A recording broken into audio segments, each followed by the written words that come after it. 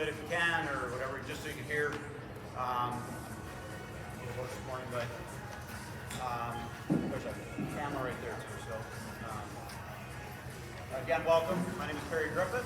So I've been with the whole program, I think, close to its inception. I'm a physical therapist. I've been a physical therapist for on my 27th year. And for about 18 or 19 of that, I've worked specifically with a lot of golfers, and specifically background mechanics of how golfers move and bodies, what it theoretically should or shouldn't do when we're trying to try to hit a golf ball. Background on this comes from a gentleman by the name of Paul Calloway, who was a physical therapist, not the Callaway Club, but he actually was a physical therapist who traveled with the PGA Tour back in the 70s, 80s, and kind of consistently kept seeing the same injuries over and over again, and took it a little bit further and went and asked pros, this is back to G. Rodriguez or Nicholas, when he said, hey, if this individual has a swing flaw, what would you say it is? These are terms these guys will use and say, well, they come over the top, or they have an out-in swing, or they push the ball. So we kept seeing injuries, shoulder, back pain, things like this, and he would ask, and it seemed to correlate that consistently this type of injury or restriction had this type of swing flaw. And it was the exact same thing reverse if they were right-handed versus left-handed. So it was, yeah, really coincidental. Went through a whole bunch of research and published a PhD on mechanics and swing golf. And there are very specific things about your body and thoracic and how shoulder weight moves and things like this to keep yourself on what we call swing plane and stuff like that.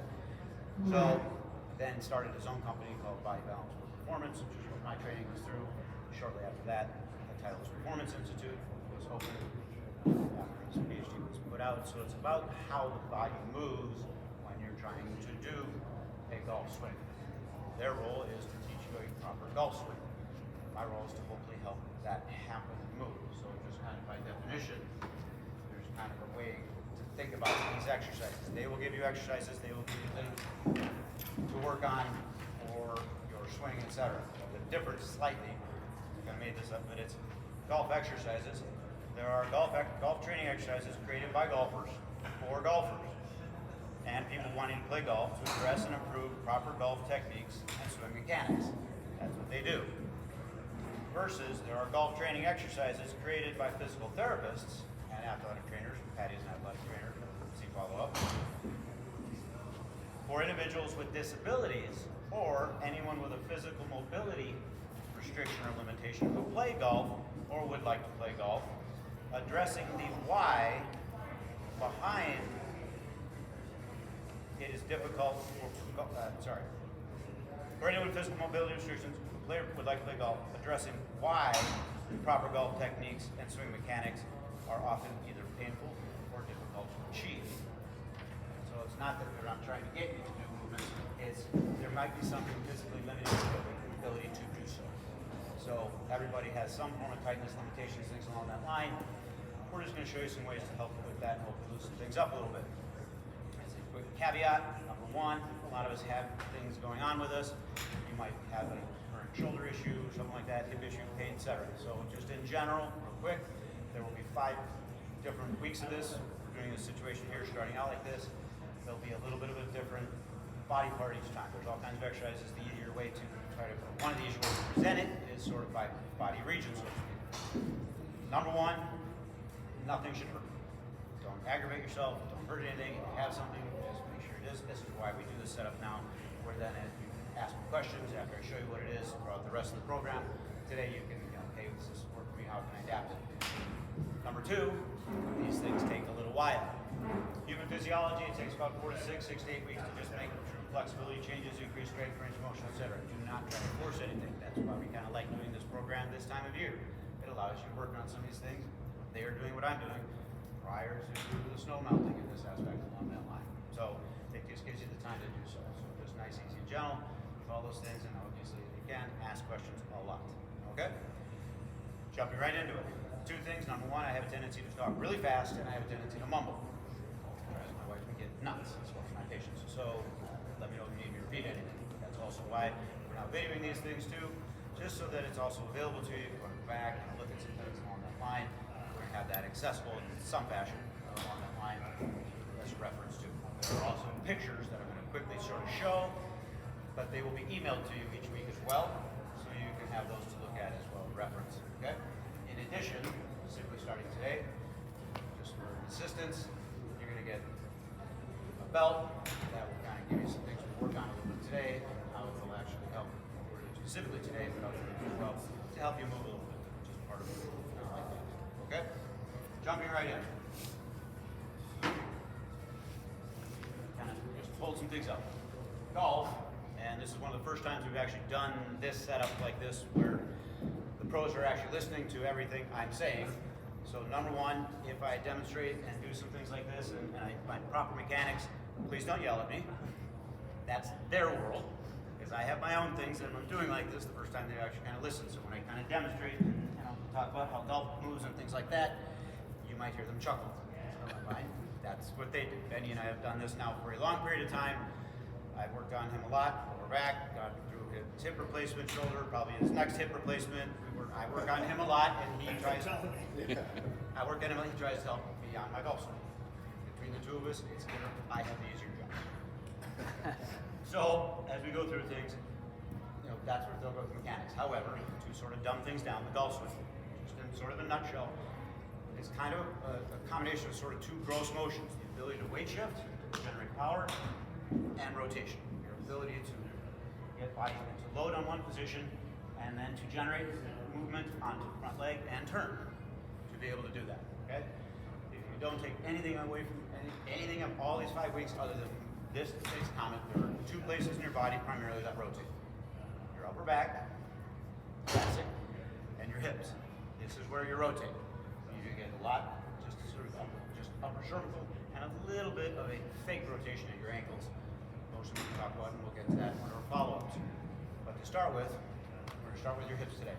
It is one of the most important things that all of us have to move with, and one of the most limited areas of our body, okay? And specifically the golf swing. So when you try to turn your hip, when you go to your backswing, if you're right-handed, that leg has to turn inwardly, which we call an internal rotation. If you can't, if any part of your body stops moving when you try to do this, your body will simply find another place to go. It'll come up, it'll move, it'll lean, you will just shift and lean, and so that movement pattern is really hard to see. You look, instead of a kind of turning and loading, a lean. The reverse pivot for this aspect, if you're going this way, the only way to come down with the club this way is you now got to push your body that way, bring the club down. Now you're going that way when you're trying to hit a ball that way. It's not because of how you're doing it, it's if you can't move, your body will find a place to do it. When they talk about changing your game, if you make adjustments and you can do it because you weren't quite sure, and like, oh, okay, great, I didn't know I should do that, then just work on it. The challenge of my work comes in is if they ask you to do something you can't, there's usually a physical reason for that, limitation, okay? Again, starting with the hip. Again, background, this is an article, and again, you'll have these in here. This is a quick interview from Tiger Woods after his Masters win last time. And they were interviewing, he's kind of talking about turning and rotating. And he's using the term when I can stay deep in my hip. Coming through when I can stay deep as opposed to coming up with the hip and turn. Tiger Woods, back when he started, changed the entire game with his physical capabilities of this. However, I'm not sure which working at the time, he had other issues too. So there's a big book called Tiger Woods, How I Play Golf. And it talks about how he generates all his power, and as he comes through, he would pop his left leg out, and he would just snap that leg out to clear. My assumption, and I don't know exactly, but this is what people do, he didn't have any hip rotation. So when he had to do that, he would get away with it instead of coming down like this by popping his knee up. Knee is a hinge joint. It does not rotate. We call that a tear. After his third knee meniscal surgery, they went, oh, I can't do that anymore. Somehow, my assumption is still his hips weren't worked on, and so I'm away from it then until you can't turn. Your body will up and rotate here.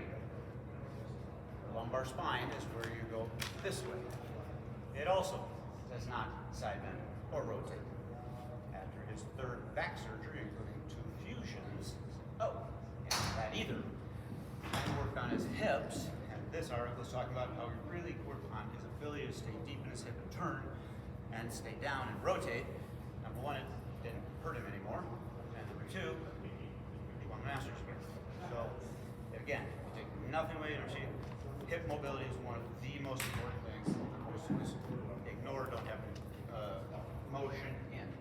So these are going to be kind of a quick view of ways you can just start to gently loosen up with mobility in your hips using a couple gentle exercises. Again, nothing should hurt. We have a varying degree of individuals here, from younger and athletic to older individuals and gentlemen along that line. Oh, I just also wanted to say, as a quick side note, my own personal, I was at a funeral service yesterday. My probably longest childhood friend's father in our circle, who was a DC-10 and 747 captain for Northwest Airlines. He learned how to fly as a combat airline veteran, combat pilot in the Korean War, with multiple combat motion sessions. And we were there at the service. The point of this is I knew him as Ralph, or Lefty, somebody else did.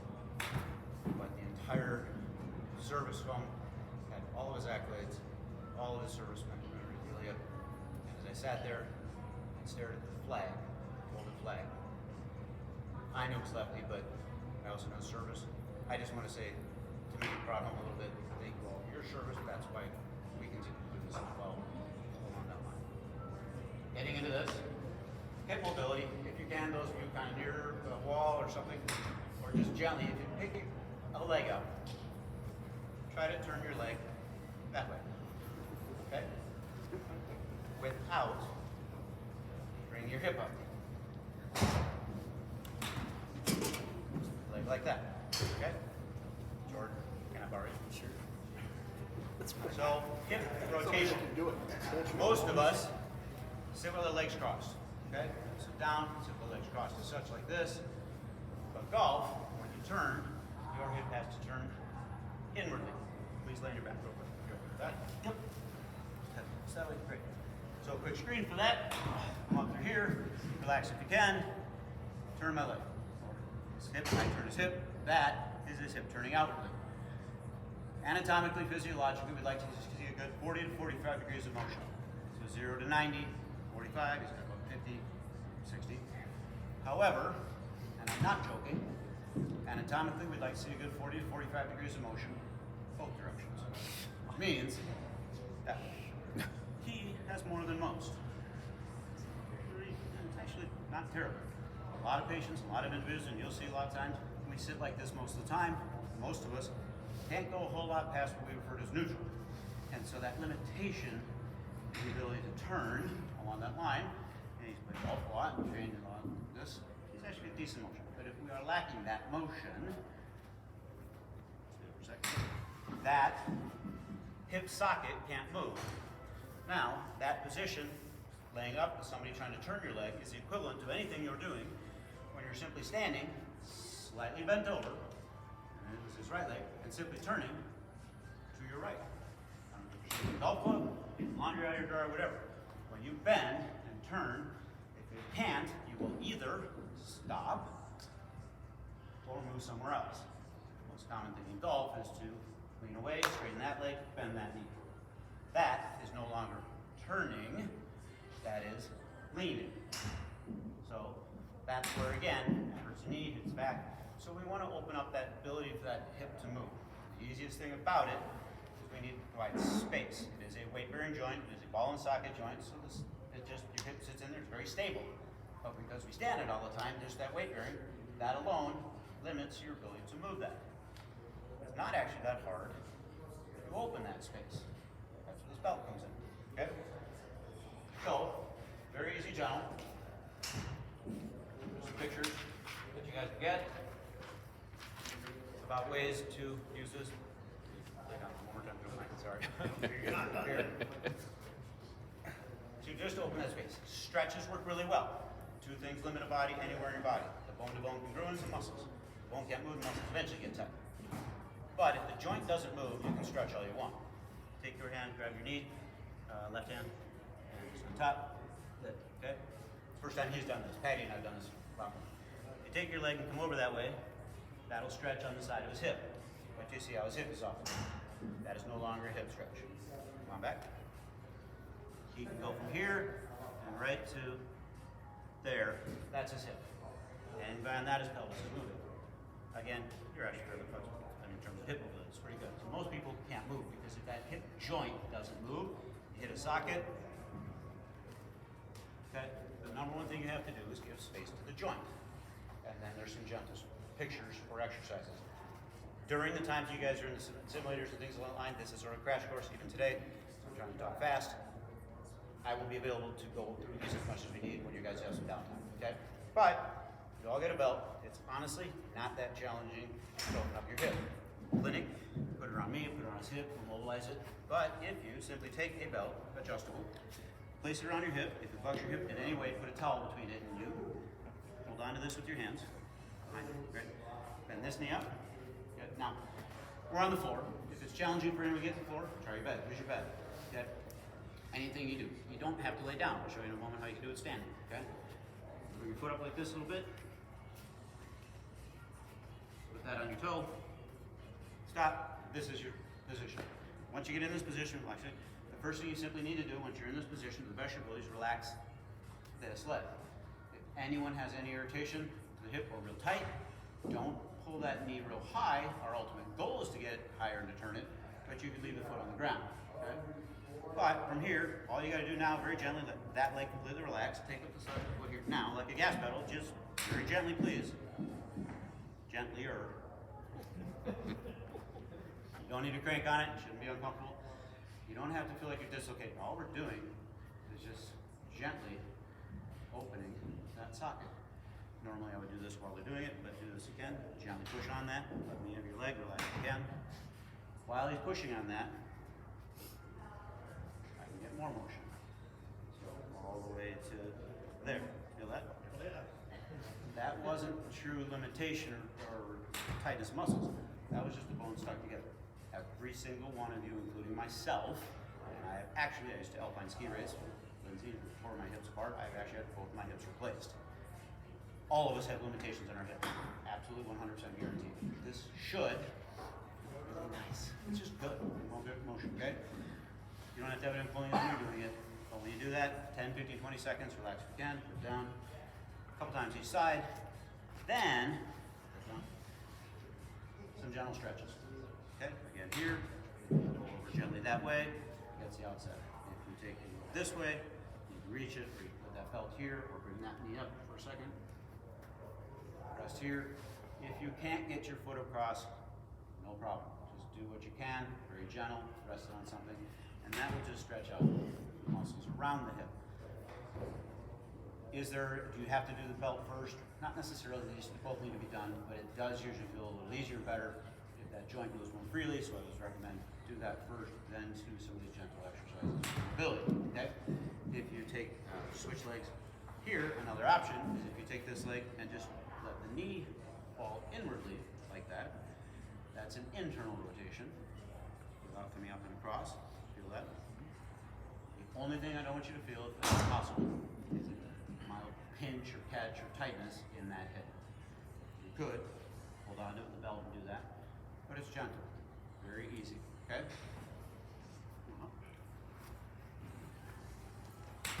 Let's see, did I missing? Once you have the ability to get those to move a little more freely, everybody put their hands on their hips. Watch out for your neighbor. Unlock your knees and hips, and very gently, mildly turn one direction. Okay? Keep your knees bent, hips bent, and in the moment something happens, like you want to straighten one knee, bend one knee, or your shoulders move outside of your hips, or your foot wants to roll, or your body stop, and your neck keeps going. Once anything other than your shoulders following your hips, anything else starts to happen, you are past your hip motion. Theoretically, you should be able to go a good 45 degrees without something else happening, okay? So after it, just come up and do a little gentle movement, and that wakes up the muscles into that new range, okay? for those with a little difficult to lay down in that aspect, really easy. You can also do this. Last one here, okay? By simply putting your foot up on a chair or something, you have to grab. But here, you take this, put it here. This is why these are nice, because having it to be adjustable is key. Put your other foot up on something. Bend this knee. Put your hand on a chair if you need to, as long as you shouldn't bother your other knee. We will come to that as well. Follow. Take the slack, stand up. You simply take a little slack. Shouldn't be aggressive. This is a little more aggressive, but if you stand up, you'll do a nice gentle pull under. It does not need to be aggressive. It should be gentle. But you can then kind of lean a little bit, hip out a little bit, and it's amazing. It's incredible. X-ray things like this, you can actually really see a true, legitimate opening to the joint space. Depending on your flexibility, again, there's exercises here that are slightly more advanced for others. If you can get your hip up and turn it slightly sideways on something like this, it's just a different way to do that. So it's a picture that looks like this, but certainly you don't need to do that if you can't get the leg up on something that's actually high on that. Just laying down, foot up on something, really incredible how well that actually moves, okay? Follow-ups, we'll go to the upper body next week, thoracic, range of motion through it. And, following then too, we'll get back into the lower extremities with some strengthening to support into that motion. Then strengthening here, and then we'll follow up our last one at our foot and ankles, mobility there as well as balance. The golf swing is a horrendously terrible activity that we all try to do. Take a club and try to go as hard as you can, fall like this without falling over. So we're going to work on some gentle things. Everything should be fairly gentle, easy. Exercise questions or questions about the exercise, obviously online. Again, number one, nothing should hurt.